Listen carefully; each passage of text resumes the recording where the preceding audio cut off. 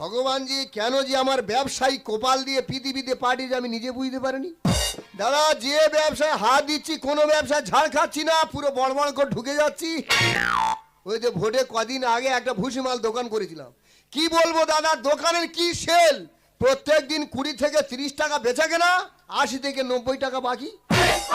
একটা বউ দিয়েছে বলতে তোর দোকান দিয়ে কি মাল করো বল দিনি, তোর দোকান দিয়ে মাজন কিনে নিয়ে ব্রাশ করতেছি, দাঁত তো সাদা হওয়ার পরিবর্তে ঘুরে কালো হয়ে যাচ্ছে, কি করি কি মাজনে করি। আমি এখন বলেছি ও বৌদি তুমি ভিজনে করো, আমি বলেছি ভিজনে করো, আর পাশে একটা মদ করছিল সে শুনতে পেয়েছে বলে ভাইজান করো।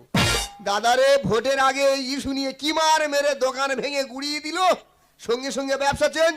ভাবলাম ভুসিমাল ব্যবসা শুট করছে না, এবার হাই ফাই ব্যবসা করব, সাপের বিষ নিয়ে এসে কলকাতা বিক্রি করব। তাহলে সাপের বিষ কিনে বিক্রি করব, ডাইরেক্ট সাপ ধরে সেখান থেকে বিষ বার করে কলকাতা বিক্রি করব। ওই জন্য দাদা সাপ ধরার জন্য কামাখ্যায় 7 দিন গিয়ে দাদা এমন বিন বাজানো শিখে এসেছি, সকালবেলা করে যদি একবার বিনে আমি ফুক মেরেছি, একটাও সাপের দেখানি, ঘরে শুধু কোলা ব্যাং ভর্তি হয়ে যাচ্ছে।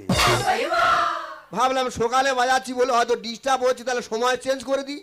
এবার সন্ধ্যেবেলা করে যেই বিন বাজানো শুরু করব, শুনতে পাবো পাশের বাড়ির খোঁয়ার থেকে কোটা শেষে মুরগি নিয়ে পালাচ্ছে।